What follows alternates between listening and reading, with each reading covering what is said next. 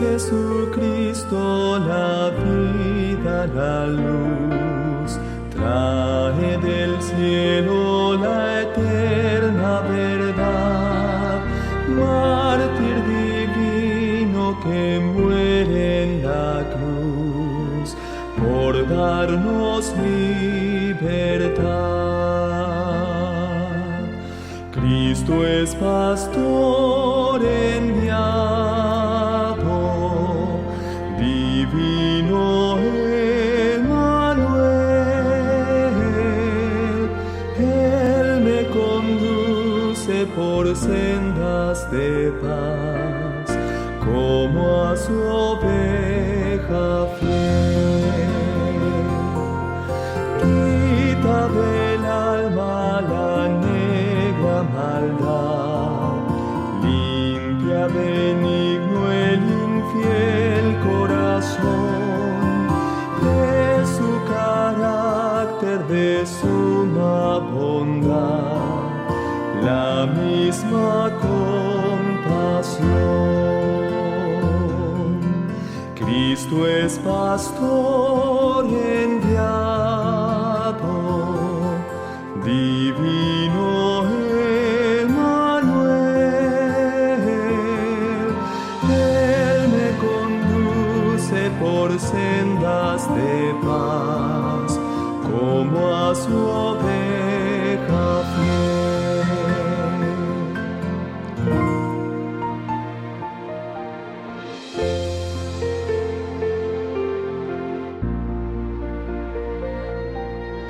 Fuente preciosa de gracia y salud, agua que limpia de toda maldad, quiere llenarnos de su plenitud y de su santidad. Cristo es pastor enviado, divino Emmanuel. Él me conduce por sendas de paz, como a su oveja fiel.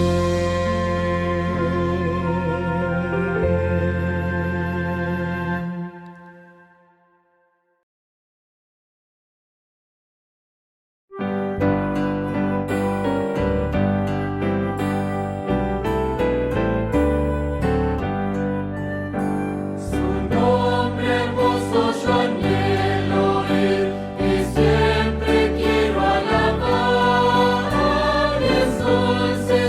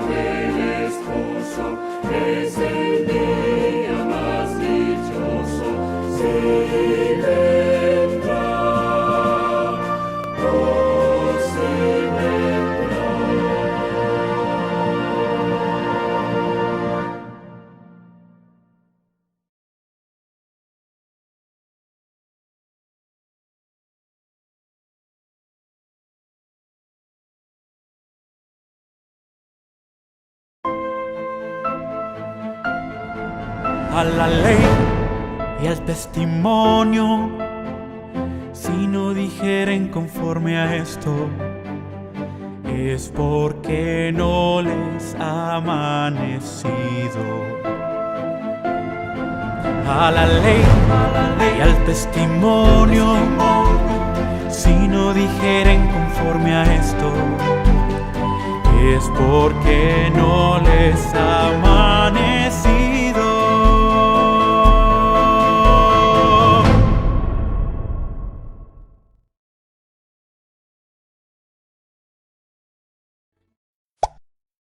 Escuela Sabática Like te enseña a cómo interpretar la Biblia. Lección 4. La Biblia, fuente autoritativa de nuestra teología. Al afirmar que la Biblia es la fuente autoritativa de nuestra teología, debemos aclarar primero el significado de la palabra teología y de la expresión nuestra teología, que, aunque se parezcan, son dos conceptos muy distintos. Empecemos por la definición de teología. La palabra teología nace de la combinación de dos palabras griegas, teos, que significa Dios, y logos, que bien podría traducirse como el estudio de. Por lo tanto, el significado más sencillo y generalizado de teología es el estudio de Dios.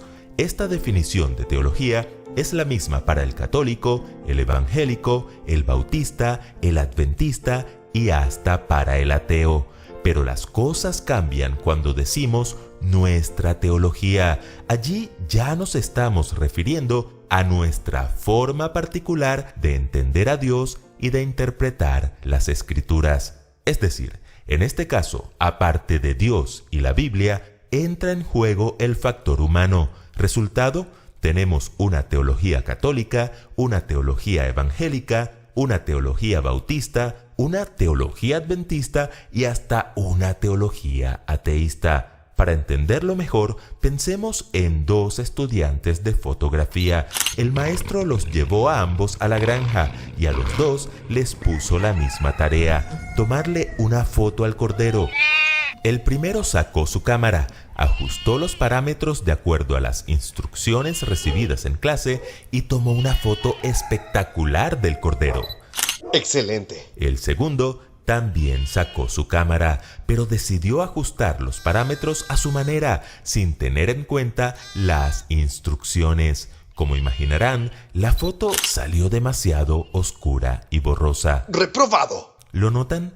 Tenemos dos fotografías del mismo cordero, pero totalmente distintas. O sea que los parámetros de la cámara afectan la fotografía. Correcto, y no es que los parámetros sean malos, ellos son muy útiles y están allí para ayudarnos, pero si los usamos mal, la foto nos puede salir oscura, demasiado iluminada, granulada o borrosa. Eso suena muy interesante. ¿Pero qué tiene que ver con la teología? Muy bien, así como los parámetros de la cámara afectaron la imagen del Cordero, hay 4 parámetros de nuestra vida que afectan nuestra imagen de Dios: las tradiciones, la cultura, los sentimientos y los razonamientos. Pero ellos no son malos. Por supuesto que no, están allí, son útiles, hacen parte de nuestra vida, pero si los usamos mal, nuestra imagen de Dios y nuestra interpretación de la Biblia pueden llegar a ser totalmente distorsionadas. Por eso, la pregunta de esta semana es: ¿qué factores humanos afectan nuestra imagen de Dios y su palabra y cómo debemos manejarlos? En primer lugar, veamos 2 factores que nos afectan desde el exterior: las tradiciones y la cultura. La gran mayoría de nosotros hacemos cosas que hacen parte de viejas tradiciones familiares. Este postre me lo enseñó mi mamá. A ella se lo enseñó mi abuela, que lo aprendió de mi bisabuela. ¿A quién se lo enseñó mi tatarabuela, que lo aprendió de mi tatarabuela, que lo aprendió de... Hay tradiciones que le dan un sentido muy especial a nuestras vidas, que nos mantienen conectados con nuestras raíces y que nos ayudan a recordar nuestra historia. El peligro está en dejarnos ganar por la melancolía y permitir que el amor por nuestros padres y abuelos condicionen nuestras vidas a hacer cosas que van en contra de la palabra de Dios. Yo le rezo a este santo porque me lo enseñó mi mamá. A ella se lo enseñó mi abuela, que lo aprendió de mi bisabuela. ¿A quién se lo enseñó mi Nuestra tatarabuela, teología no debería estar condicionada por las tradiciones, sino por la palabra de Dios. Ahora bien, no es de extrañar que la tradición también juegue un papel importante en la religión. Los israelitas tenían buenas tradiciones. La fiesta de Purim, por ejemplo.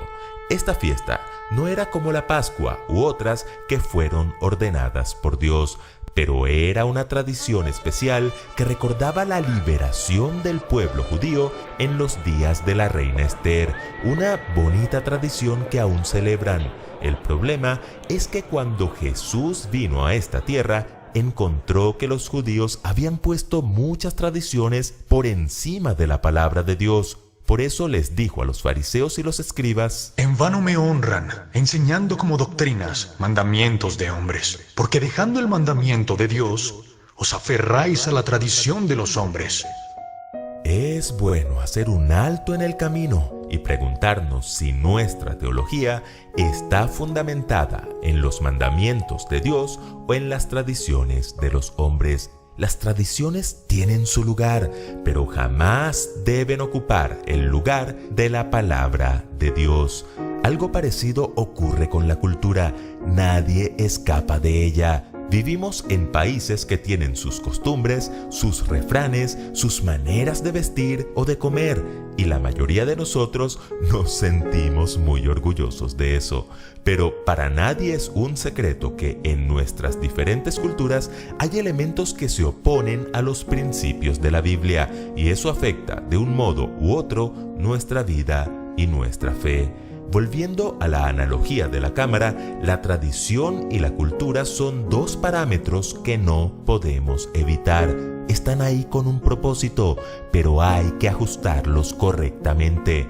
De lo contrario, nuestra teología puede resultar distorsionada.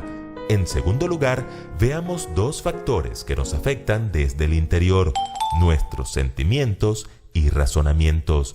Dios, en su gracia y amor, nos ha dado la capacidad de sentir y razonar, pero nuestra teología no puede estar fundamentada en un yo siento. Yo siento que las debo amar a las dos. Eso es bíblico. Dios es amor. Sí. Y también es fuego consumidor. Ni en un yo pienso. Yo pienso que, si Jesús resucitó el domingo, ese es el día que debemos guardar. Pero ¿dónde está escrito? Es cierto que los sentimientos hacen parte de nuestra experiencia cristiana. De hecho, el salmista David se emocionaba con la palabra de Dios, Por herencia eterna he tomado tus testimonios, decía, porque son el gozo de mi corazón. Dios desea que experimentemos la belleza de las relaciones, del arte, la música y las maravillas de la creación, así como el gozo de su salvación y el poder de su palabra. Pero no todo lo que experimentamos o sentimos proviene de Dios. Por eso es peligroso basar nuestra fe en los sentimientos. Bien dijo el profeta: engañoso es el corazón más que todas las cosas, incurable. ¿Quién lo conocerá? Lo mismo aplica para nuestros razonamientos. A Dios le gusta que pensemos, que estudiemos, que razonemos, pero sin olvidar que a veces la ilógica del hombre es la lógica de Dios. A Pedro le pudo parecer ilógica la instrucción de Jesús de echar la red al agua después de haberlo intentado durante toda la noche sin resultados. Bien pudo haber dicho: a ver, Señor, aquí el que sabe de peces soy yo, lo tuyo es la carpintería. Pero no, Pedro decidió creerle a la ilógica de Dios. Maestro, toda la noche hemos estado trabajando y nada hemos pescado, mas en tu palabra echaré la red. Y habiéndolo hecho, encerraron gran cantidad de peces y su red se rompía.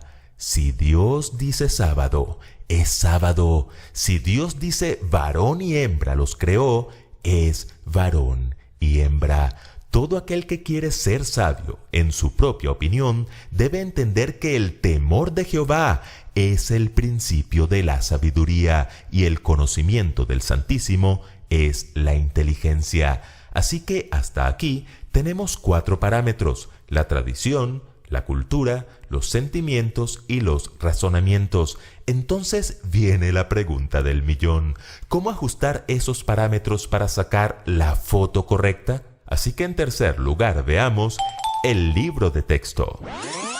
Antes de llevar a sus alumnos a la granja, el maestro los instruyó y les dio el libro de texto. El primero leyó cuidadosamente el libro y ajustó los parámetros de la cámara siguiendo las instrucciones al pie de la letra. El segundo leyó y aceptó solo lo que quiso, y a la hora de la verdad, eso marcó la diferencia. Si queremos tener una fotografía nítida de Dios en nuestros corazones, debemos ajustar nuestros parámetros al libro de texto, la Biblia, la fuente autoritativa de nuestra teología. La tía Elena así lo confirma. Es por medio del Espíritu de verdad, obrando a través de la palabra de Dios, como Cristo subyuga a sí mismo a su pueblo escogido. Y si piensas que cualquier teología conduce al reino de los cielos, deberías pensar seriamente lo que Jesús advirtió: no todo el que me dice Señor, Señor, entrará en el reino de los cielos, sino el que hace la voluntad de mi Padre que está en los cielos. Muchos me dirán en aquel día: Señor, Señor, ¿no profetizamos en tu nombre? ¿Y en tu nombre echamos fuera demonios? ¿Y en tu nombre hicimos muchos milagros? Y entonces les declararé: nunca os conocí, apartaos de mí, hacedores de maldad. Más allá de las tradiciones, de la cultura, de los sentimientos o los razonamientos, un verdadero cristiano debe decir: a la ley y al testimonio. Si no dijeren conforme a esto, es porque no les ha amanecido.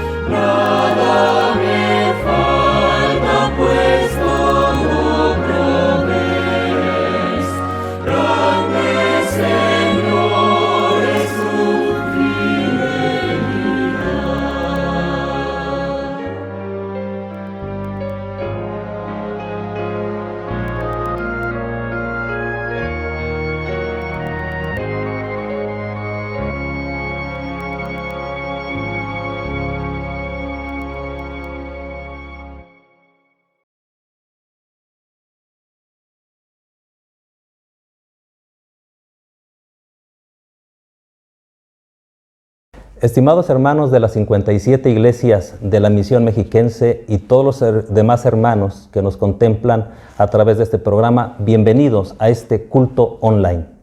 De acuerdo a las indicaciones del gobierno, estamos enterados de que entramos ya a la fase 3 de esta pandemia, por lo cual les animo para que extrememos precauciones y sigamos las indicaciones sanitarias. Quiero informarte que por la gracia de Dios, a pesar de que hay 1 o 2 casos sospechosos, no tenemos ningún deceso. No hay bajas en el pueblo de Dios en esta misión. Por eso le damos la honra y la gloria a Él.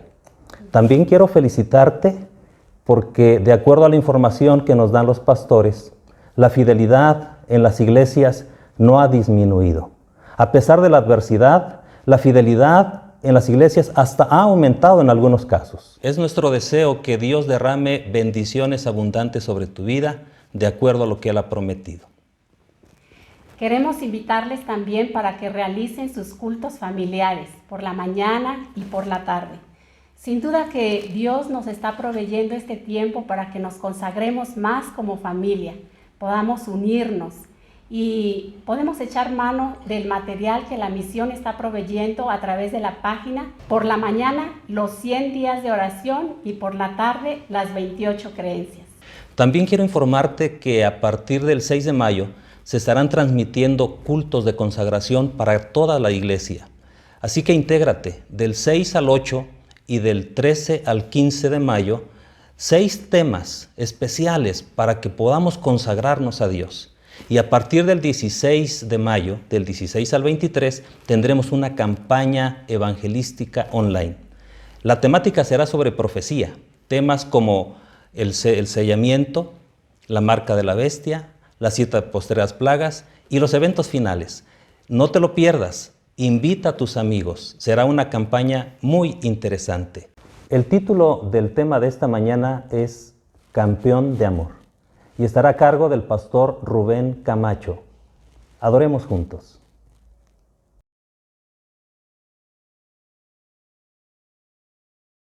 Ha llegado un momento especial y quiero invitarte para participar de esta doxología.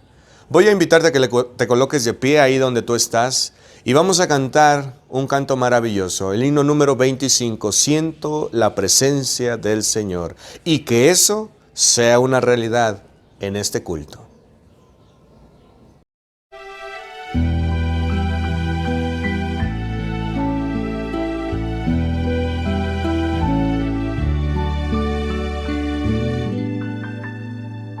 Siento la presencia del Señor que está aquí, su poder y su gracia, su amor. Puedo ver en cada rostro su belleza irradiar. Siento la presencia del Señor que está aquí.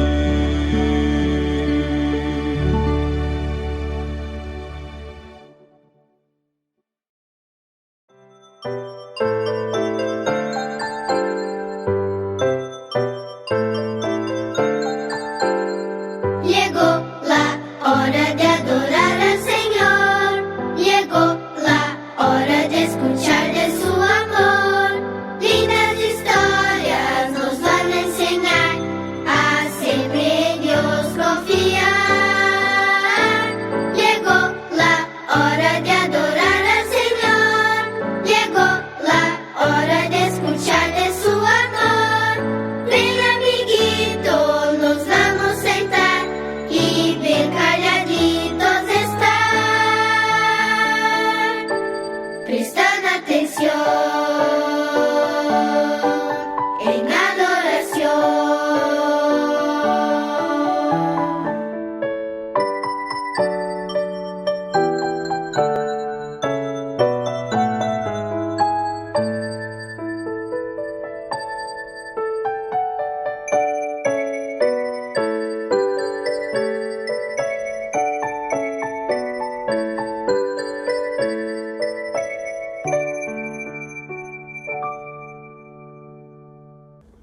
Muy buenos días, queridos pequeños, reciban un fuerte abrazo.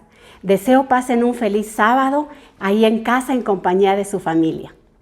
La historia de hoy se titula Un ángel controla a un caballo salvaje. Y vamos a ver nuevamente qué es lo que nos dice Dios a través de su palabra. El versículo se encuentra en Salmo 91:11. Salmo 91:11 dice: Pues a sus ángeles mandará cerca de ti, que te guarden en todos tus caminos. ¿Lo repetimos? Repitan después de mí allá en casita. Pues a sus ángeles mandará cerca de ti, que te guarden en todos tus caminos. Muy bien. ¿Alguna vez ustedes han estado en algún peligro donde han visto cómo es que Dios les ha cuidado y les ha protegido? Pues saben, Elena una vez se encontró en peligro. ¿Quieren saber qué es lo que pasó? Pues vamos a empezar la historia de hoy. Cierto día, después de una visión, Elena planeó con su hermana ir a visitar a una familia adventista que vivía muy cerca del lugar donde ellas estaban quedando. Ellas estaban con un amigo y él tenía en su establo a un caballo joven que le estaba cuidando a otro hombre y necesitaba entregárselo. Cuando él escuchó que ellas iban a ir a la casa de esa familia adventista, le dijo: hermana Elena, ¿por qué no se lleva el potro para entregarlo a su dueño, ya que va a pasar muy cerca de la casa donde vive? Claro que sí, le dijo la hermana Elena. Alguien dijo: oh no, ese caballo es muy peligroso y puede hacerles daño. Estos hombres que vinieron a entrenarlo lo maltrataron y él está muy asustado. Si alguien lo toca, puede patearlo o puede correr.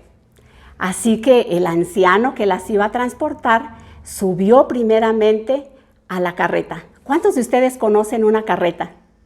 Les voy a mostrar. Aquí tenemos una carreta y miren, vean cómo era jalada por los caballos. Ese era el medio de transporte de ese tiempo. El anciano se subió a la carreta y alguien tuvo que sostener la cabeza del caballo muy fuerte para que Elena y su hermana pudieran subir y así iniciar su viaje. Y se fueron. El caballo iba galopando y el anciano iba muy al pendiente de él porque sabía que iba muy nervioso y en cualquier momento se podría echar a correr y podía tirarlos. Mientras tanto, nuestra hermana Elena y su hermana iban contemplando la belleza del paisaje, la hermosura de la naturaleza. Y ella recordó lo hermoso que será el cielo y lo maravilloso que será vivir con Jesús. Así que ella exclamó: ¡gloria a Dios! Y cuando ella dijo ¡gloria a Dios!, ¿qué creen que pasó? El caballo se quedó tranquilo, no se movió para nada, se quedó quietecito. Y la hermana Elena se pone de pie y se sostiene del caballo para bajarse de la carreta. En eso iba caminando el capitán Bate y le dijo: hermana, ese caballo la va a matar. Pero el anciano en silencio dijo: ese caballo está controlado por Dios. Y así fue. La hermana Elena pudo bajar tranquilamente junto con su hermana y un ángel controló ese caballo para cuidar de ellas. Y saben, pequeños, así como Dios cuidó a Elena y a su hermana, cuida también de ti. Él manda a sus ángeles para protegerte. Él nos ha asignado un ángel especial para cuidarnos.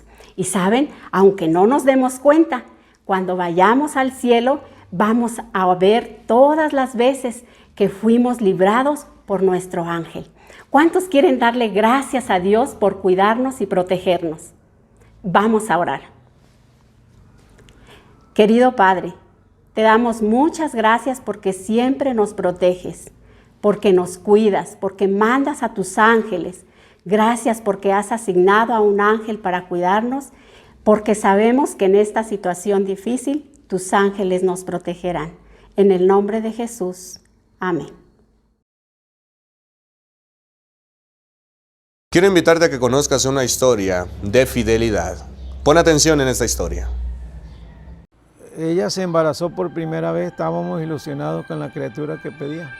Empezaron a transcurrir los meses y ya cuando ella se iba a aliviar, yo la quería llevar al doctor. Pero la familia de ella dijo que había una señora que era, acá le llaman comadronas, le llaman, es partera, ¿sí? De acá de un poblado que se llama el 11 de febrero, y que esa señora había atendido un sinfín de mujeres que se habían aliviado. Pues yo no les contradije, bueno, pues hay que hablarla, fuimos a ver a la señora, la trajimos. Pero empezó ahora sí que a ver el parto. Llegó el momento en que ya no pudo la señora y me dijo: ¿sabes qué? Dice, muévanla a un doctor porque la verdad yo no puedo. Pero cuando nosotros tratamos de llevar al doctor, ya era tarde ya, porque la criatura venía ya muerta por el tiempo que tardó y no pudo nacer. Se murió la criatura dentro de ella. Pues como nosotros hemos llegado siempre a la iglesia no renegamos, sino siempre decimos que se haga la voluntad del Señor. Entonces de ahí nos pusimos en las manos del Señor, dijimos, vamos a prepararnos, le digo a él, vamos a prepararnos porque la palabra del Señor dice que un día nos veremos cara a cara. Y nos vamos a preparar porque el Señor en mis brazos me entregue mi hija. Bueno, yo como todo esposo, yo quería tener entre mis brazos mi primer criatura. No se dio, no se logró, pero en ningún momento nosotros renegamos de Dios, porque tenemos muy en mente lo que dijo Job, Dios dio y Dios quitó. Sea el nombre de Jehová bendito. Amén. Eso nos llenó a nosotros, pues nuestro corazón ahora sí, de alegría, de paz, de tranquilidad, y nosotros no sufrimos por eso. Pues yo la fuerza la encuentro porque le digo el versículo que me gusta, todo lo puedo en Cristo que me fortalece. Entonces ahí encuentro yo la fuerza y digo, Dios tiene sus planes, Dios sabe, Dios da, Dios quita, y Él sabe nuestros planes para los años que sigan, le decía yo a Él, los años que sigan, que se haga la voluntad del Señor, unidos vamos a seguir. Y pues yo le doy gracias a Dios por el talento que tengo. El otro día dieron un papel que si es tu talento cantar, es tu talento predicar, es tu talento orar, hacer buenas obras. Entonces yo lo leí y dije, me apunto yo en de las buenas obras, hacer la buena obra. Tú has visto las maravillas que ha hecho Dios con nosotros, que no tenemos, y le digo, nombre decía de Dios, en el nombre del Señor hoy va a haber tal cosa. Y va a haber hasta para repartirles. Y le dije a mis hermanos del grupo pequeño, vamos allá a los lugares y nos vamos a fijar de qué tienen necesidad, qué les hace falta. Y gracias a Dios tenemos la bendición de Dios que el gobierno nos ayuda, nos ha ayudado. Entonces, y las personas en los hospitales a mí me ayudan mucho. Yo tengo la entrada en el hospital con cada director que entra, yo le pido permiso para entrar con mis ventas. Y como ya me conocen ahí porque trabajé en la cocina, ya yo tengo la facilidad de llevar pacientes. Entonces la obra que yo hago es llevar hermanos de la iglesia y amigos que necesitan pues del doctor y ellos no tienen posibilidad. Entonces gracias a Dios me abre las puertas de esos hospitales y ni les cobran consulta y los ayudo con la medicina.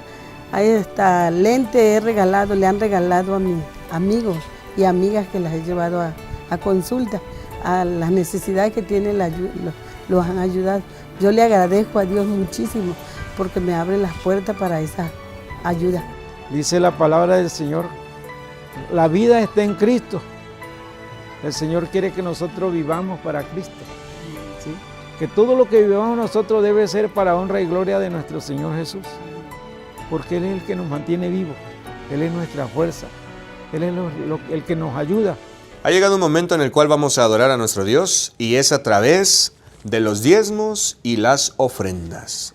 Es un momento difícil, un momento complicado, pero un momento querido en el cual tu fidelidad debe de ser firme como una roca. No cabe duda que hemos sido bendecidos por nuestro Dios.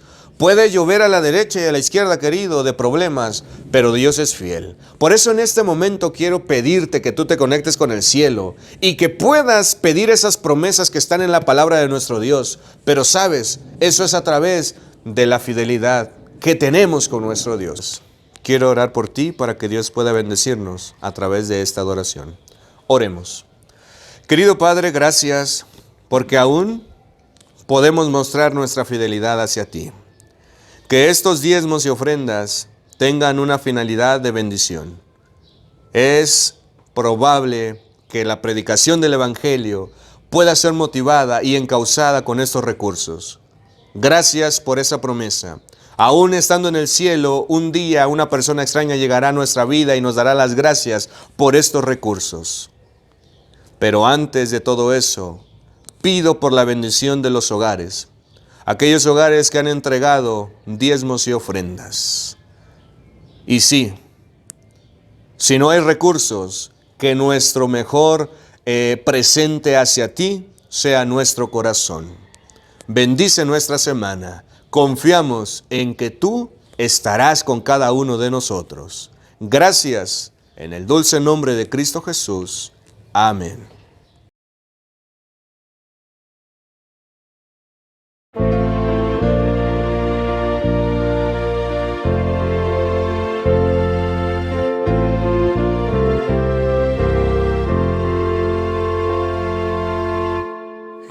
Eterna roca es mi Jesús, refugio en la tempestad.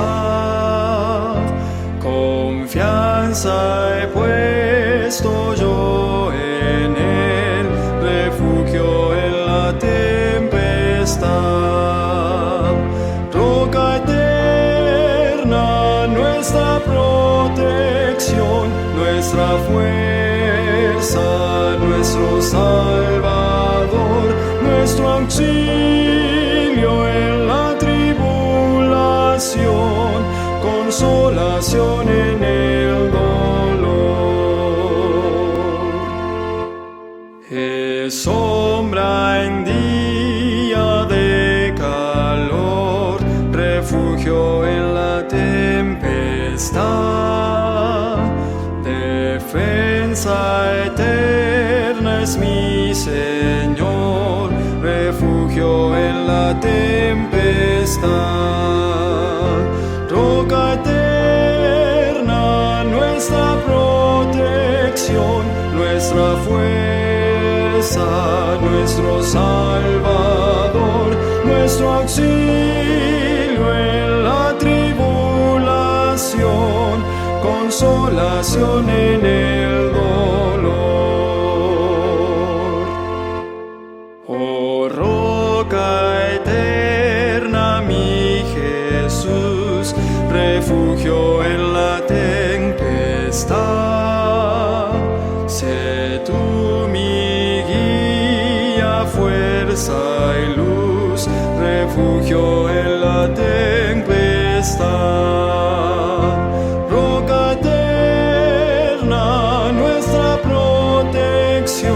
Nuestra fuerza, nuestro Salvador, nuestro auxilio en la tribulación, consolación en el dolor.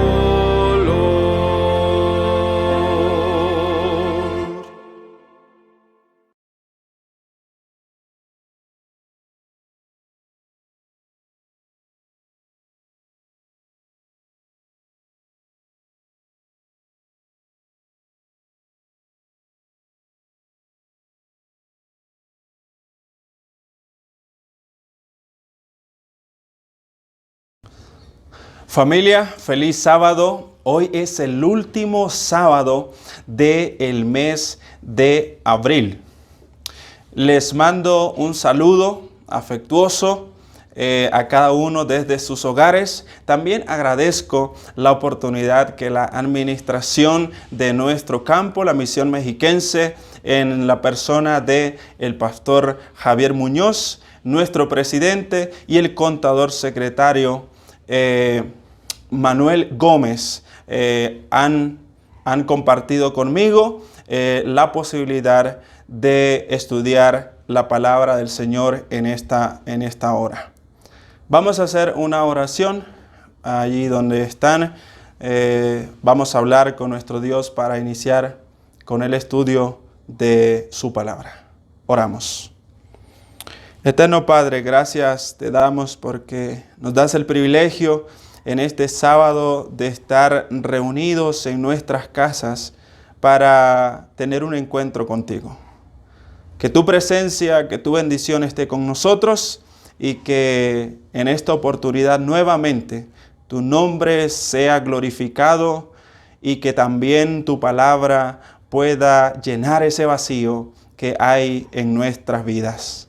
En el nombre de nuestro Señor y Salvador Jesucristo hacemos estas peticiones. Amén. Quiero compartir con cada uno de ustedes lo que se encuentra en Números capítulo 6, versículos 24 y 26. llamada la bendición sacerdotal. Dice: Jehová te bendiga y te guarde. Jehová haga resplandecer su rostro sobre ti y tenga de ti misericordia. Jehová alce su rostro sobre ti y ponga en ti paz. Allí donde estás, ¿tú recibes esta bendición?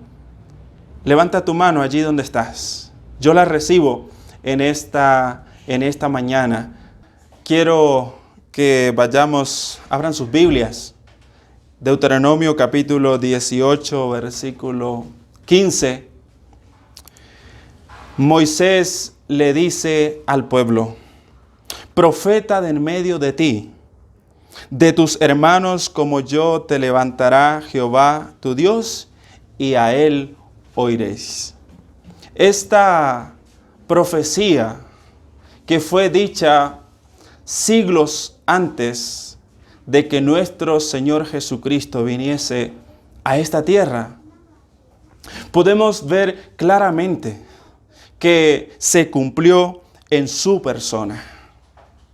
En San Mateo capítulo 16, versículo 13, Jesús conduce a sus discípulos en la región de Cesarea de Filipos. Y Él les pregunta: ¿qué dicen los hombres que es el Hijo del Hombre? Jesús quería saber cuál era la postura, cuál era la interpretación de los discípulos y también las personas de Palestina. A lo que ellos respondieron, unos Juan el Bautista, otros Jeremías, otros Elías. Si tú y yo hubiésemos estado en el grupo de los discípulos, al escuchar la pregunta de nuestro Señor Jesucristo, ¿cuál hubiese sido tu respuesta y mi respuesta? ¿Por qué no Abraham? ¿Por qué no David? ¿Por qué no algún otro de los profetas? ¿Por qué no Eliseo? Ninguno de los 12 respondió Moisés. En esta hora vamos a hacer una analogía. Vamos a hacer algunas comparaciones, semejanzas entre el ministerio y obra de Moisés, el gran libertador, el gran legislador del pueblo de Israel, y nuestro Señor Jesucristo, ese profeta que mismo Moisés había dicho siglos atrás que Dios levantaría y su pueblo tendría que escucharlo. Número 1. Primeramente, cuando vamos a Éxodo capítulo 2, nos damos cuenta que en el momento que Moisés nace, había un edicto de muerte. El faraón había dado orden que al nacer, al darse cuenta del sexo, si era varón, tenían que matarlo. En esas condiciones nació Moisés. Por eso su madre, al no poder ocultarlo más tiempo, tuvo que calafatear con brea y realizar una canasta y ponerlo en el caudaloso río Nilo. Cristo Jesús, el capítulo 2 de San Mateo también, vemos que vinieron unos reyes magos. Y al saber Herodes de la visita de estos reyes buscando al Mesías, fueron enviados a Belén. Pero él les dijo: cuando lo encuentren, háganmelo saber. Ellos encontraron, guiados por esa estrella, al niño Jesús en pañales y le adoraron. Pero fueron avisados en sueños que no regresasen por el mismo camino, y ellos se fueron por otro. Cuando Herodes se vio burlado, mandó matar a todos los niños que habían en Belén, de 2 años hacia abajo. Pero claramente podemos ver que un ángel vino y en sueños le declaró a José que huyeran a Egipto. Y así lo hicieron. Tanto Moisés como nuestro Señor Jesucristo, ambos fueron perseguidos. Había un edicto de muerte, pero damos gracias a la providencia y al poder de Dios Padre, porque ambos sobrevivieron a ese ataque. ¿Vemos las semejanzas? Y una más. Moisés nació en Egipto. Cristo Jesús fue a Egipto. Y el libro de Oseas, capítulo 11, versículo 1, dice la última parte: de Egipto llamé a mi hijo.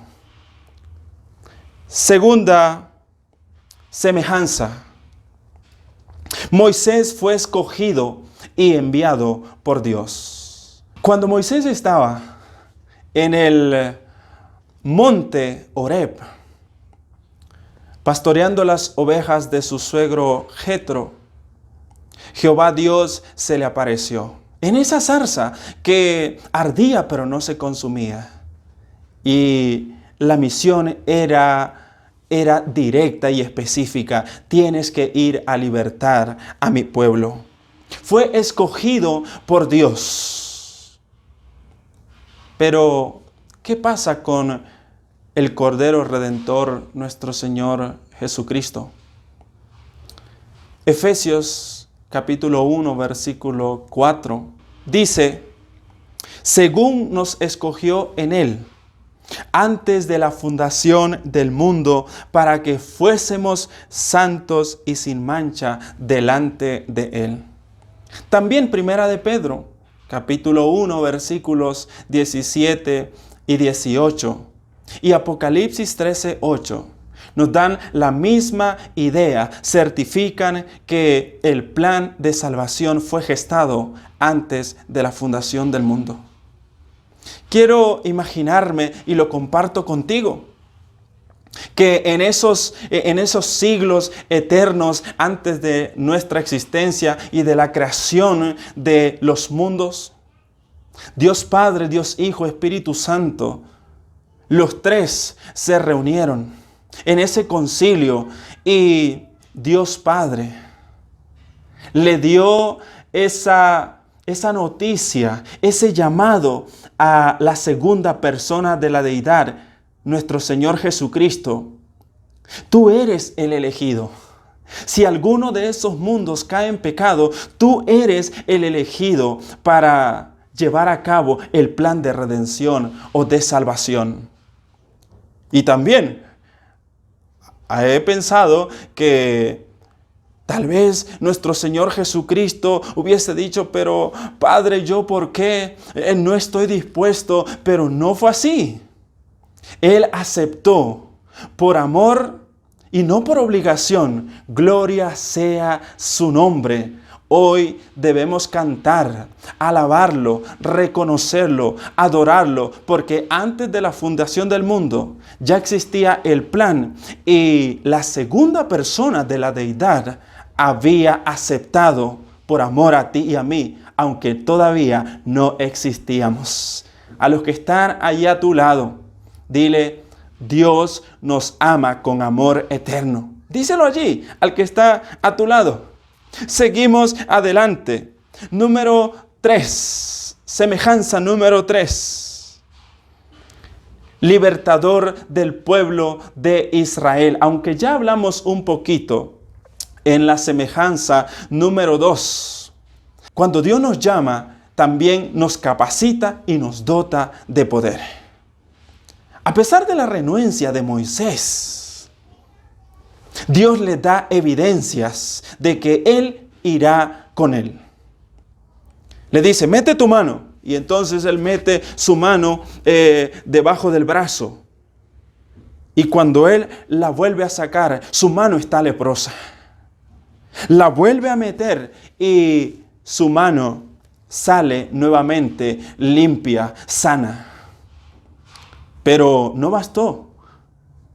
Le dice, esa vara que traes en tu mano, tírala al suelo. Y cuando él la tira, esa vara se convierte en una serpiente. Y él la toma por la cola y se vuelve a convertir en una vara. Allí está. No lo estaba enviando solo. Lo estaba dotando de autoridad, de poder, de que su misión iba a tener un final feliz. El sello de su aprobación. Pero ¿qué pasa con nuestro Señor Jesucristo? San Lucas capítulo 4, versículo 18. Jesús llegó a Nazaret, donde se había criado. Entró a la sinagoga y le dieron el espacio para que él diera la lectura de la Torá. Y él abrió el rollo y miren qué fue lo que él leyó. El Espíritu del Señor está sobre mí. El Espíritu del Señor está sobre mí. ¿Y en qué momento vino el Espíritu? ¿En qué momento fue dotado de autoridad y de poder? Los mismos evangelios nos relatan el momento en el que Jesús vino al Jordán y a pesar de que Juan el Bautista se rehusaba a bautizarlo, cuando él lo hizo y sumergió a Cristo Jesús en el río Jordán, él emergió y entonces el Espíritu Santo, sí, el Espíritu Santo vino en forma de paloma y se posó sobre él. Y del cielo se escuchó una voz, la voz del Padre, que dijo, este es mi Hijo amado. En Él me complazco, en Él tengo contentamiento, a Él deben escuchar. En ese momento Jesús está siendo bautizado, dotado, investido del poder del Espíritu Santo. Por eso su misión fue fructífera. Su misión fue una misión en la cual vemos que Él realizó muchos milagros. Porque Él traía y estaba dotado con el poder del Espíritu Santo. Sigue diciendo el versículo 18. Me ha ungido para dar buenas nuevas. ¿Buenas nuevas a quién? A los pobres. Me ha enviado a sanar a los quebrantados de corazón y a pregonar libertad a los cautivos, vista a los ciegos, a poner en libertad a los oprimidos. Y así fue. En los 3 años de su ministerio, Él dijo que no había venido para ser servido, sino para servir y dar su vida en rescate por muchos. Número 4.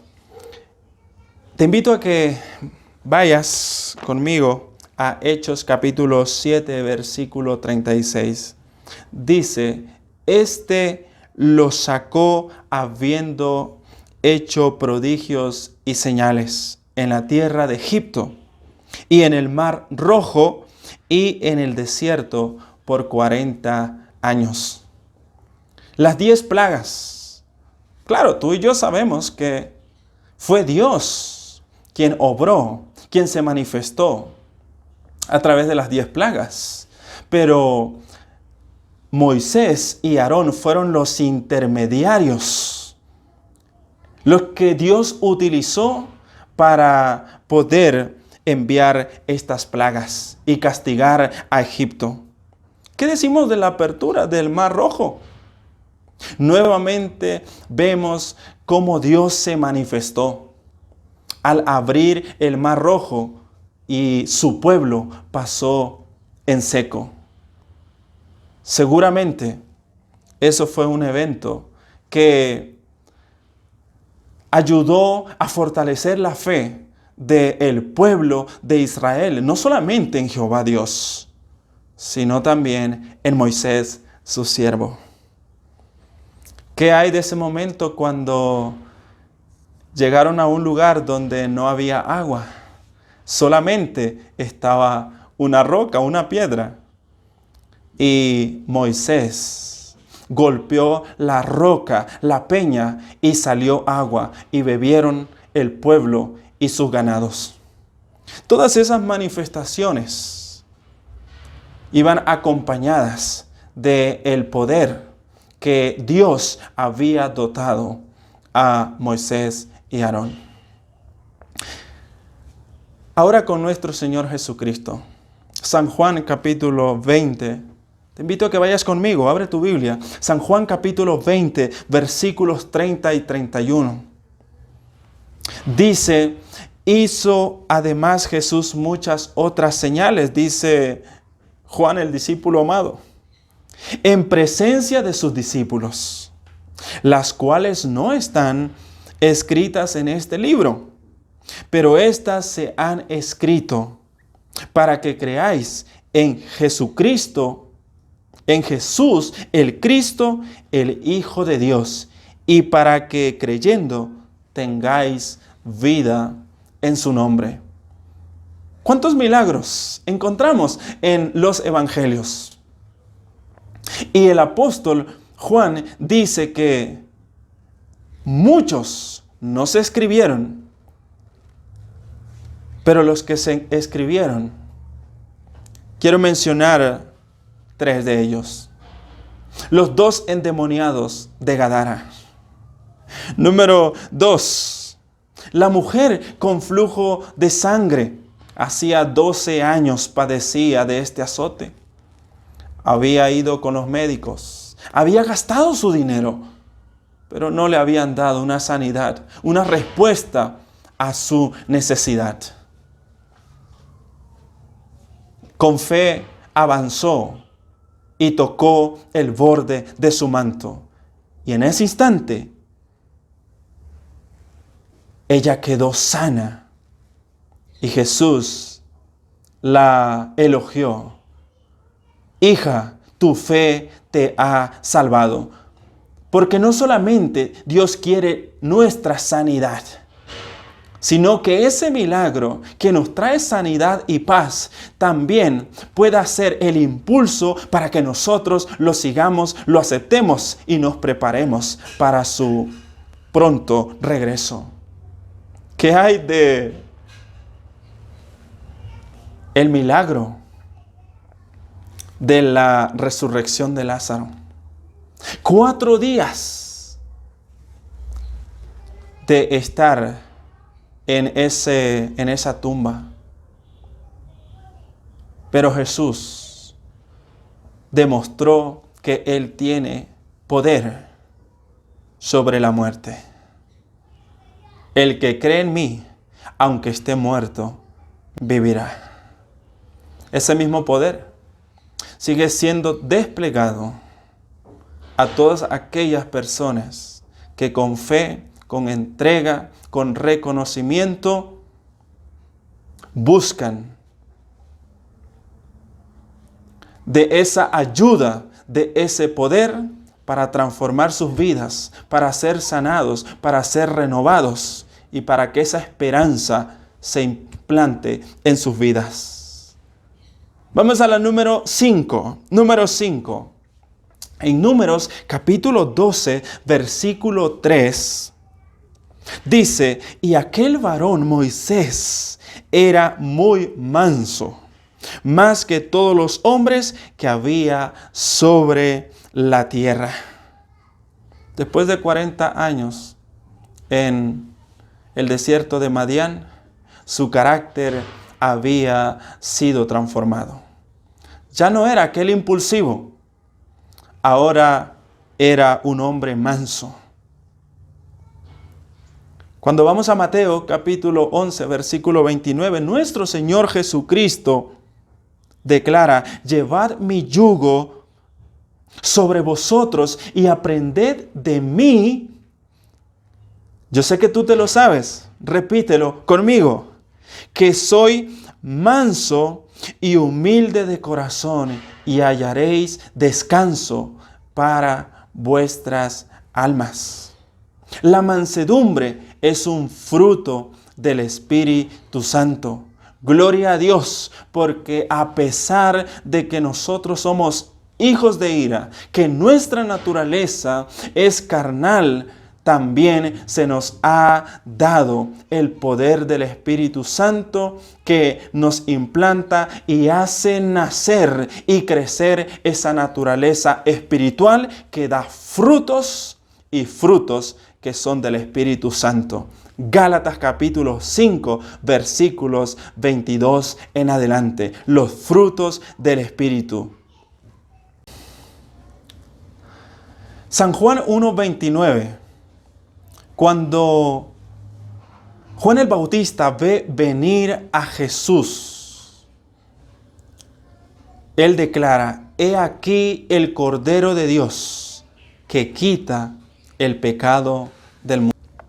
En Isaías 53 encontramos la descripción de los sufrimientos que pasaría el Cordero, la oveja, Cristo Jesús. San Lucas capítulo 19, versículo 10, él mismo declaró, porque el Hijo del Hombre vino a buscar y a salvar lo que se había perdido. Quiero llevar tu mente a esa escena en la que Pilato tiene a Jesús, el Salvador, el Rey del universo, no solo de los judíos, y tiene a Barrabás. Y el pueblo, a la respuesta de la pregunta de Pilato, ¿a quién queréis que os suelte? Ellos eligieron a Barrabás. Y esa cruz que se había preparado para Barrabás, la pusieron después de haberle azotado, se la pusieron a tu Redentor y a mi Redentor, a tu Salvador y a mi Salvador. Y emprendió el camino del Calvario. Se cayó una ocasión, él estaba débil, estaba pesada y nadie podía ayudarle. Se cayó una vez. Los soldados nuevamente lo levantaron y se la pusieron y siguió avanzando. Se cayó una segunda y se levantó. Cristo Jesús pudo haberse quedado allí, pero se levantó. El camino que él tuvo que recorrer, esa senda, fue una senda de humillación. Al evaluar los soldados que ya no podía, encontraron allí a Simón de Cirene y lo obligaron a que ayudara a cargar la cruz. Y aunque fue un privilegio para él, la providencia lo llevó en ese preciso momento, en esa hora, y ayudó a nuestro Señor Jesucristo. Pero Simón de Cirene no subió a la cruz. Quien subió fue nuestro Señor Jesucristo. Y cuando llegó el momento, él declaró, consumado es. Tanto el viernes de la semana de la creación y el viernes de la semana de la crucifixión, consumado es, nos habla de una obra de creación y de redención consumadas. Gloria sea el Señor, porque no es lo que tú y yo hemos hecho o podemos hacer, sino lo que Él ya hizo por ti y por mí en la cruz del Calvario. Pasaron. La providencia había declarado, lo tenía todo. Cuando ese sábado, ese día de reposo, descansó en la tumba. Pero el primer día de la semana, según Mateo capítulo 28, versículo 1, muy de mañana, ¿sabes qué ocurrió? El ángel Gabriel vino, bajó del cielo, removió esa piedra que estaba tapando la entrada de la tumba. Número 6. Mediador del antiguo pacto. Deuteronomio capítulo 5, versículo 5. Ven conmigo, abre tu Biblia y leamos juntos lo que dice. Yo estaba entonces entre Jehová y vosotros. Ahí Moisés está declarando que en el momento en el cual Jehová Dios viene al monte Sinaí, este relato lo encontramos en Éxodo 20, empezó a temblar el monte y a humear. Y el pueblo tuvo miedo y dijeron, no, Moisés, nosotros no vamos a subir. Allí vemos claramente que Moisés fue un intermediario entre Dios y su pueblo. Cuando acabó de dar sus 10 preceptos, los 10 mandamientos, Jehová Dios mandó a Moisés a subir. Y el relato nos dice que estuvo 40 días y 40 noches en el monte en medio de la nube. Y cuando terminó, entonces bajó con las 2 tablas escritas con el dedo de Dios. Ese es el trabajo de un intermediario. Moisés hizo un trabajo excelente. Pero ¿qué pasa con nuestro Señor Jesucristo? 2 textos, Hebreos capítulo 8, versículo 6.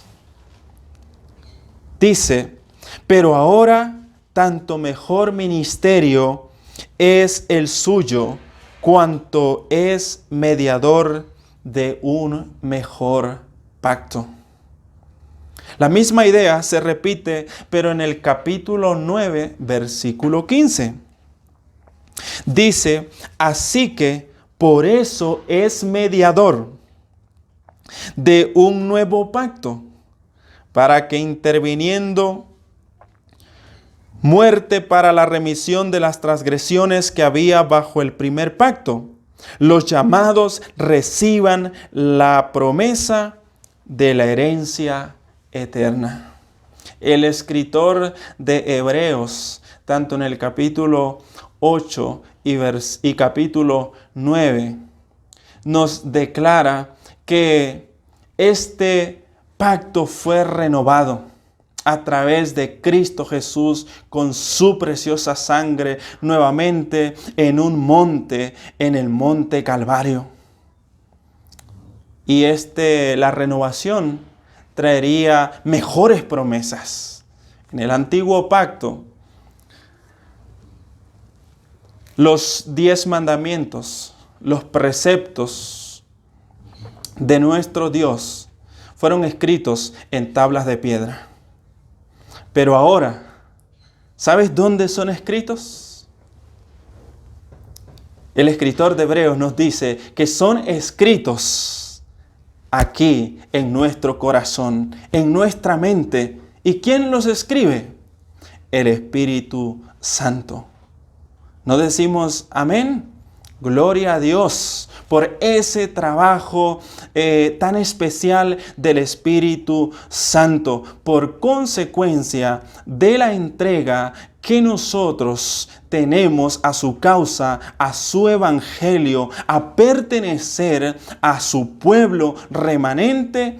Por consecuencia, nosotros obedecemos, guardamos, nos deleitamos en obedecer y practicar su ley.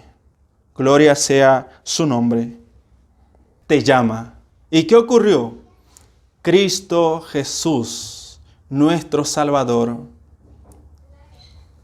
salió de la tumba, venció la muerte, y los mismos ángeles, legiones de ángeles que estaban allí, le adoraron en ese momento.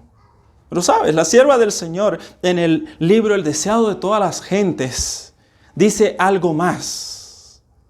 La primera declaración de nuestro Señor Jesucristo al momento de resucitar, Él dijo: yo soy la resurrección y la vida.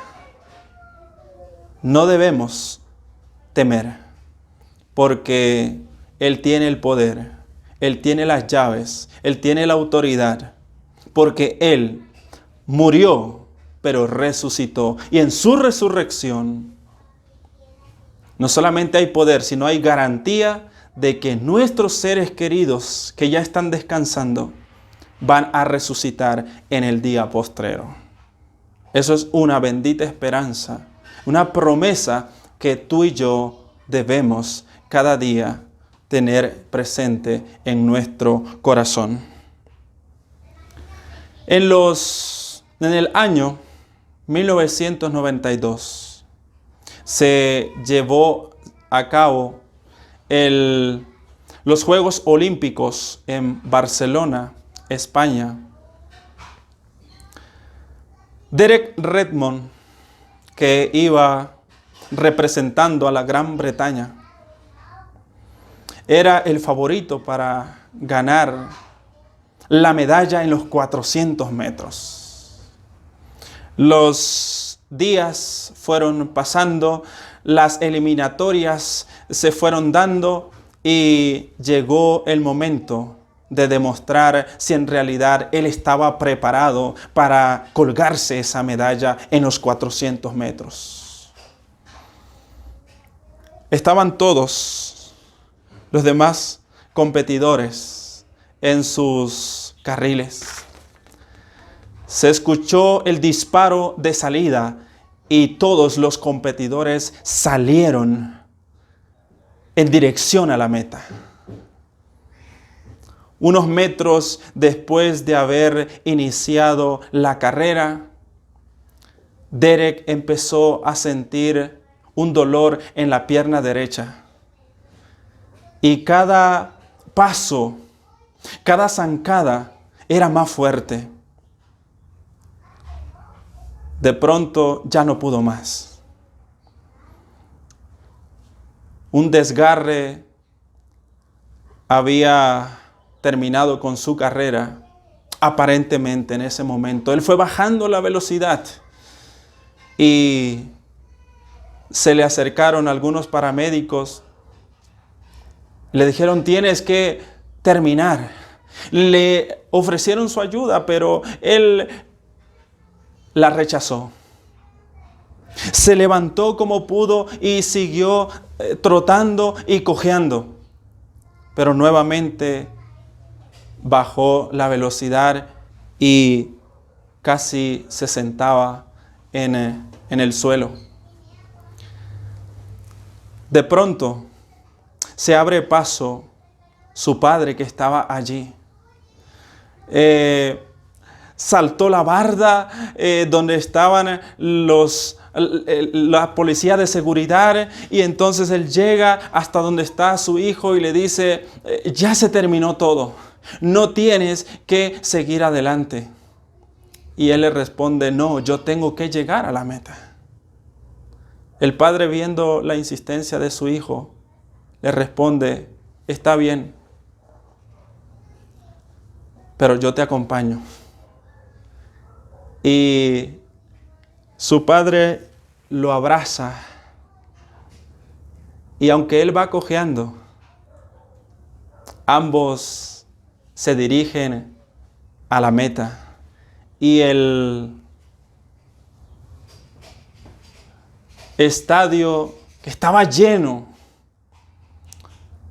cuando ellos iban llegando a la meta, se pusieron de pie y aplaudieron. Una historia real, pero posiblemente también puede ser la tuya y la mía. La carrera de la vida cristiana. Esta carrera no es una carrera de velocidad, sino de resistencia. Nuestro Señor Jesucristo nos dio ejemplo de perseverancia, ejemplo de humillación, ejemplo de fe, de constancia y de también confiar en su Padre.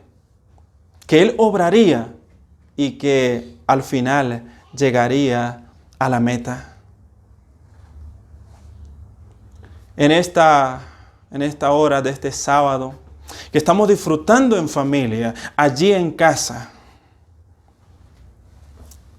el Señor, nuestro Señor, nos hace dos llamados. Número 1, nos invita a creer en Él y poner su sangre en nuestra vida como resultado de nuestra elección. Que su sangre sea puesta en el dintel de nuestros corazones, para que por precepto y por ejemplo tú y yo seamos obedientes a sus principios, a su palabra. Número 2. En San Lucas capítulo 22, versículo 42, Él ora y le dice a su Padre: si quieres, pasa de mí esta copa, pero que no se haga mi voluntad, que se haga tu voluntad. Seguir su ejemplo de obediencia y sumisión, y sobre todo, que se haga su voluntad, no nuestra voluntad, en nuestras vidas. También el apóstol Pablo, en Gálatas 2:20, así lo declara: y ya no vivo yo, mas Cristo vive en mí. Que eso sea una realidad también en cada uno de nosotros.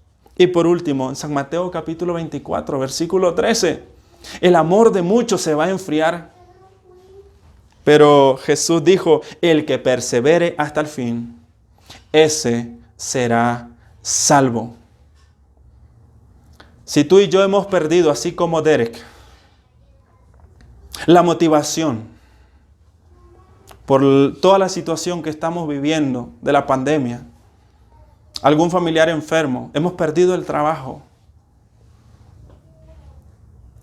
también nuestro Dios ha dejado al Espíritu Santo, nuestro Consolador. Él nos conducirá, Él nos abrazará y nos llevará al final de la carrera, porque tenemos que llegar. Si tú estás de acuerdo a hacer en esta mañana, tarde, un pacto con nuestro Dios, decirle: Señor, vamos a avanzar, vamos a seguir por fe, vamos a perseverar y vamos también a hacer tu voluntad.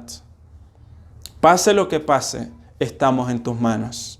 Allí donde están, los invito a que se pongan de pie y vamos a orar a nuestro Dios por sus bendiciones. Oremos. Gracias te damos, eterno Padre, porque reconocemos que el camino de la vida cristiana no es un camino fácil, pero tú nos has dejado el ejemplo de perseverancia, de fe, de constancia, de sacrificio, de entrega. Señor, permite que en cada uno de nosotros se reproduzca ese carácter, que los frutos del Espíritu sean una realidad, que perseveremos en tu palabra, pero que también, oh Padre, cada día hagamos tu voluntad y no nuestra voluntad.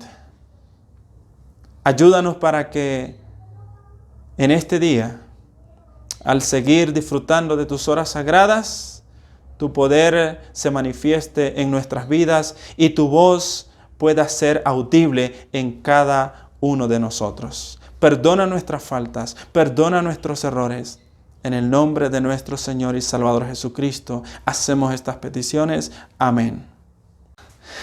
Que sigan disfrutando de las bendiciones de nuestro Dios en este su santo sábado en familia. Gracias por darnos el privilegio, la oportunidad de seguir llegando hasta sus hogares para estudiar su palabra en estos momentos de crisis. Bendiciones para cada uno de ustedes, que su protección siga con cada uno de nosotros y de nuestros familiares, y sigamos conectados con nuestro Dios a través de la lectura de su palabra, de las oraciones y también de toda la programación que nuestra misión mexiquense, nuestro campo, ha hecho para que tú y yo los disfrutemos desde casa. El Señor les bendiga en este día tan especial y les dé también su bendición. Gracias por vernos en esta mañana.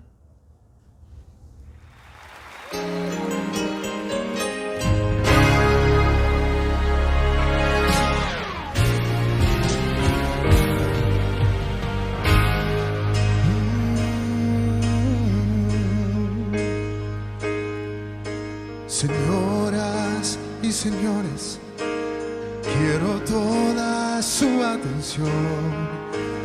Les presento un ganador. En esta esquina, la verdad y el bien. Oh, de ropas blancas, Él está. Hoy es alto como el cielo y pesa más que el sol. Su alcance es sin límite, su edad es eterna. Él es más alto que lo alto y más grande que el sol. Su gloria nadie puede arrebatar. Es poderoso entre los débiles, los libertará.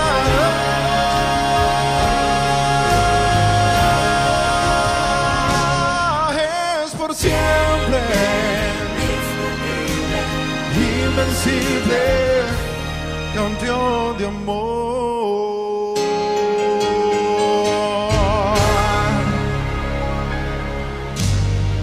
Hogar de joya y vino a esta arena, alzó su brazo vencedor por ti, por mí. Oh, furiosa la multitud crucificó al Rey y la gente vio al campeón caer.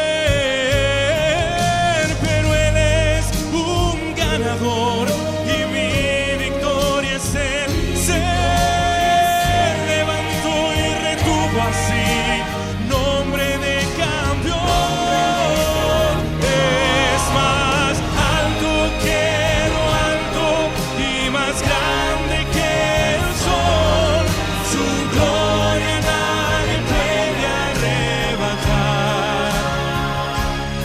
Poderoso entre los débiles, nos libertará.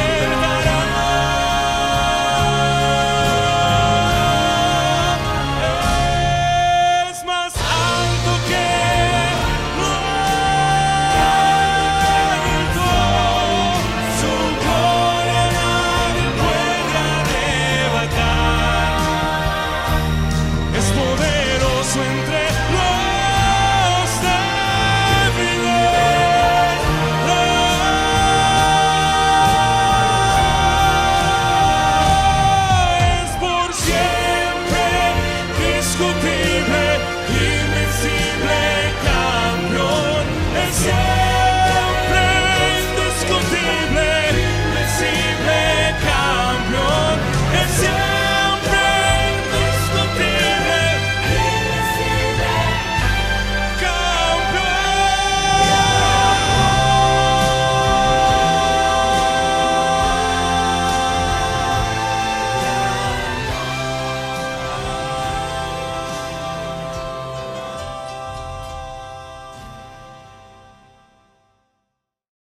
Estimados hermanos, gracias por habernos acompañado.